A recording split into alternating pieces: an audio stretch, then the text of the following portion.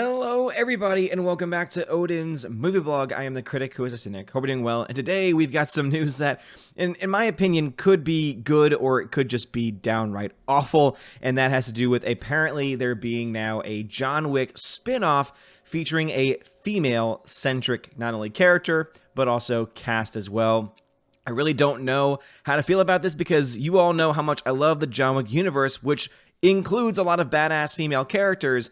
I just don't know if having a direct spin-off from that universe focusing on a female character for the sake of having a focused on a female character movie within the John Wick universe is really worth telling. So it really is going to depend on what actors they have being brought into the scenario, how it's going to connect to John Wick. Are they going to use pre-established characters, which actually, in all honesty, could actually work, could be pretty good, or are they just going to create a brand new person that happens to exist in the same universe as John Wick, and their main selling point is, oh, well, it's a female John Wick, because you know that's exactly what everyone's going to be calling this film is, oh, it's female John Wick, which I'm sure a lot of people are going to be very critical of, saying, oh, no, she's her own character, but obviously the only reason why she would exist at this point is because of what Keanu Reeves has done with the John Wick character. But let's go ahead and dive into what's actually going on here and what we can expect to see from this supposed spin-off. So it says, new female-centric John Wick spin-off in the works from director Len Wiseman. A new female-centric John Wick spin-off titled Ballerina is reportedly in the works from director Len Wiseman.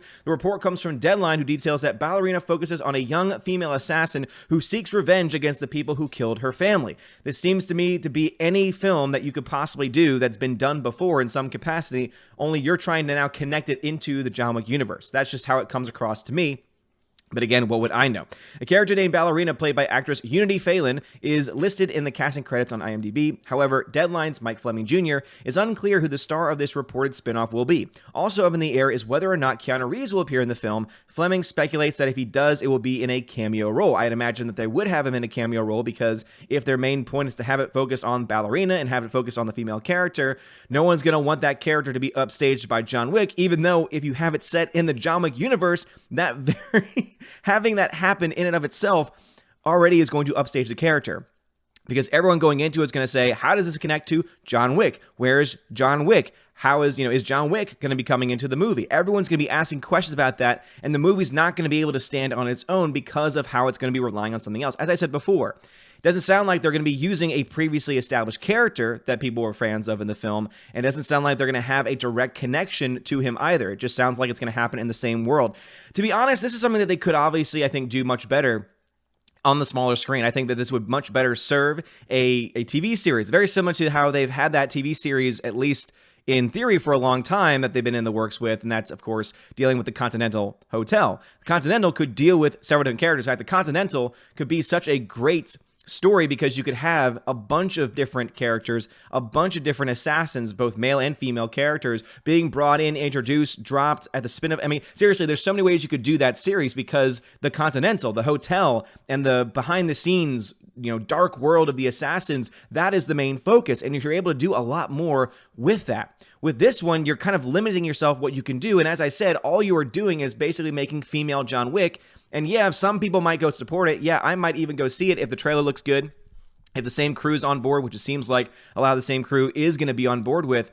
But at the same time, too, I can't help but feel like this is a cash grab opportunity to try and push this female-centric story without actually having any real reason to have it other than, oh, but we need a female story, which is never a good enough reason to make a movie, especially one that's based off of and inspired by another movie with a different person in the lead role. You know what I mean? I think that most people would agree with me there, but of course, we'll see in the comments section. The script is reportedly being written by Shay Hinton, who previously wrote the screenplay for John Wick 3, which is arguably the weakest of the screenplays, but hey, I still loved it. It's still one of my favorite films of the year.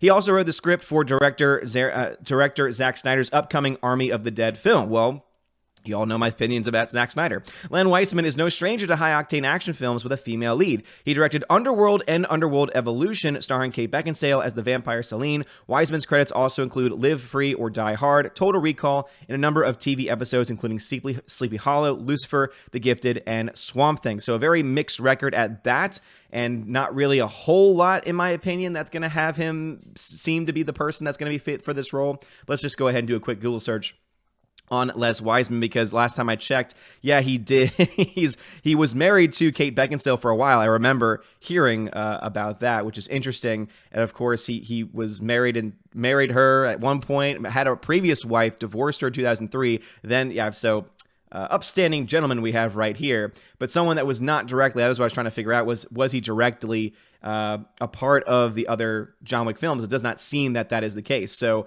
I'm interested that he had been, obviously they've since broken up, but man, if he was still together with his previous wife, they could have gotten her to be in the film as the female John Wick, which, you know what, to be honest, might have actually worked, but instead, they're going with an actress that I've never heard of. I have no idea who she is. And let me try and see if we can at least put a face to the name. Let me see if I can find in, let's see, Unity Phelan. Don't know who that is. Sounds like one of those unnamed persons that they're trying to make famous. Unity Phelan. So she is a ballerina. Well, at least she's got that. At least she has the fact that she is a ballerina. Let's see. She was literally a ballerina in John Wick 3 Parabellum. Something tells me that she's not going to be the lead because she has no credits to her name. She is just a ballerina, meaning that she was brought in to that film to be a background personality. So something tells me that, again, Deadline was the original ones reporting this. Sounds to me like this is very early stages of development. Doesn't sound like this is going to be happening anytime soon. It doesn't even have an official credit for her at the very least on the IMDb page. However, I don't see why they would bring in someone who's a no-name into a franchise that is pretty much only really existing and only really as badass as it is because of an actor named Keanu Reeves, who's already had a pre-established name recognition from The Matrix, from all the way back to Bill and Ted's Bogus and Excellent Adventures, who's someone who's been in Hollywood for a long time now and really had a resurgence because of John Wick. It seems to me that it would be better served if you had to, which I really honestly don't think you do. You don't have to make a female John Wick character because that's just, again, forcing it up and down everyone's throats, which is something that I've talked consistently about against this, against on this channel. And I think that instead what you end up winding up yourself with is just a bunch of really poor stories that don't really add up and don't really match up to the original John Wick storyline itself. As I said, it would be better served to do something on the hotel, do something on the underworld aspect of it, because then you could introduce new characters, then you could dive further into them, and then it wouldn't matter if they're male or female because you would already be starting fresh with some new material, obviously within the world of this universe itself. But also, too, I think that it's worth noting that to have this focus be on a ballerina from one of the aspects or one of the places in the film could obviously be hit or miss and could be some really bad stuff. So it says Ballerina will be produced by Chad Stahelski, who Stahelski is the one that's been directing all the other films so far. So obviously it would at least have some connection to, some direct connection to the John Wick universe, the John Wick franchise, with having the screenwriter and also the director as a producer on this film itself.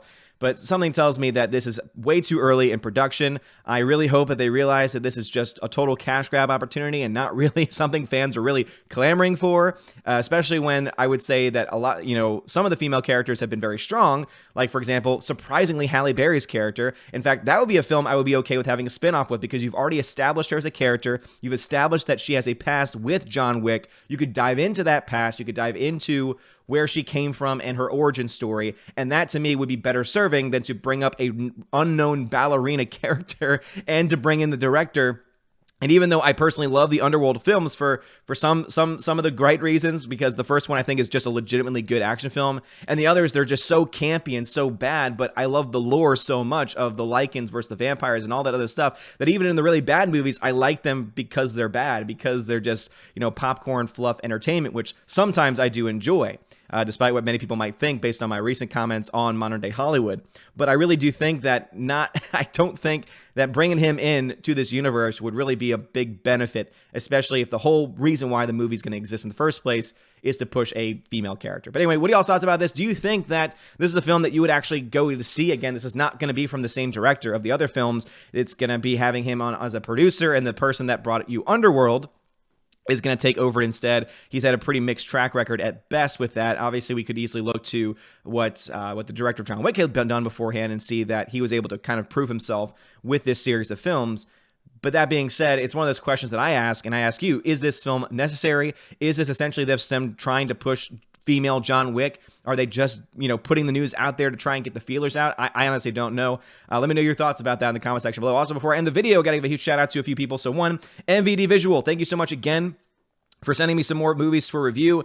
At some point, what I'm probably ended up doing is I have to do a video on the secondary channel where I just basically lift up the movie and talk about what it is. I don't know if I'm gonna have the time to actually watch every single one of the movies just because I have a regular everyday job and there's a lot of other things that have been going on. I got family coming in this week too, but I definitely want to still shout them out and talk about the movies that they're releasing nonetheless, because these are gonna be available for purchase in the next 2 or 3 weeks. And so the first one I want to talk about is one called The Man of a Thousand Faces, which I had actually never heard of before, but it's James Cagney playing Lon Chaney. So for those who don't know, Lon Chaney was very famous for portraying many different monster characters. He was the original, when you think about Lon Chaney, you think about Dracula, you think about the undead, you think about Swamp, you think about any major monster character. Lon Chaney was either a part of it or inspired the people that were a part of the process. So Lon Chaney was known for a lot of different roles, a lot of different faces, and so having James Cagney play that role is very interesting. Again, I've never heard of this before. This is an Arrow Video release. It looks pretty damn good. It looks pretty damn cool. It's a black and white film, hour and 22 minutes, so very excited for this. This is actually one that's going to be higher up on my list of things to watch because, one, I love James Cagney, but also Lon Chaney is a character that genuinely interests me. The other film that they sent me was one called The Dead Center, which is a film by Billy Sinise, starring Shane Carruth. No idea what this film is. Literally, I saw it. I was like, okay, this is interesting. This says, when a very dead suicide victim disappears from the morgue, it sets in motion a chain of events that has the power to emulate everything and everyone it touches. Well, that sounds pretty damn creepy. So that's something that interests you. We got The Dead Center that also comes out later this month. And we also have Ringu, which is something I've never actually seen before. Based on the image on the front, I believe this is indeed the original film that was inspired the American remake called The Ring. I'm assuming that's what the case is, especially with the name like Ringu, but that's actually amazing to me. Again, that film, the American remake, scared the hell out of me. I can only imagine how this one would probably scare the hell out of me as well. This is a 1998 film directed by Hideo Nakata, who did Dark Water, unleashed a chilling tale of technological terror on unsuspecting audiences, which redefined the horror genre. A group of teenagers are found dead, their bodies grotesquely contorted, their faces twisted in terror. Yep, this is definitely that. A journalist and the aunt of one of the victims sets out to investigate the shocking phenomenon, and in the process uncovers a creepy urban legend about a supposed cursed videotape. All right, cool. So that has been confirmed. So this is indeed the original film, the original Japanese film that inspired The Ring, the American edition. This happens a lot where a lot of Japanese horror films are remade and almost shot for shot remade for American audiences. But normally the Japanese originals tend to be much better, not just better films, but also much creepier, using more practical effects in most situations too. So I'm kind of interested to watch it, but obviously, as you all know, I don't like the horror films, but this sounds pretty damn awesome. So this is, again, all three of these have been Arrow Video releases. And again, all three of these are going to be available for the first time on Arrow Video with this newer edition of it.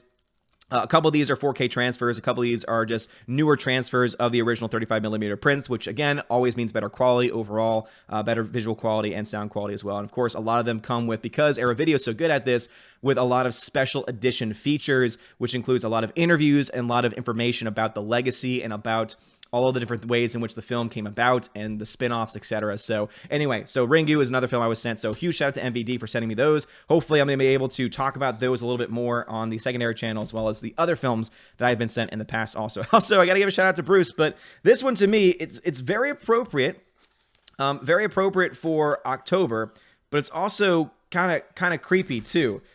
So he sent me a voodoo doll of Captain Marvel.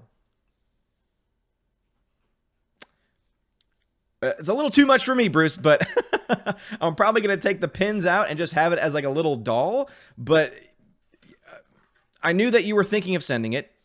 I didn't realize until I got it with the pins in it just what it would be like. So yeah, there's that. Anyway, Bruce, thank you so much, man. Again, I really do always appreciate you sending me stuff. But this is one where I'm definitely not going to be sticking the doll on air because, one, voodoo is something that I don't partake in because obviously I'm a Catholic. I know it's a joke. I know it's meant to be a joke. And again, I do appreciate it, but I think it's a little too much, a little too intense for me, right? Anyway, thank you so much for watching this video. If you like this video, smash the like button, give me a subscribe. It helps me out a lot. You're all amazing and beautiful people. Have a wonderful day. And as always, God bless.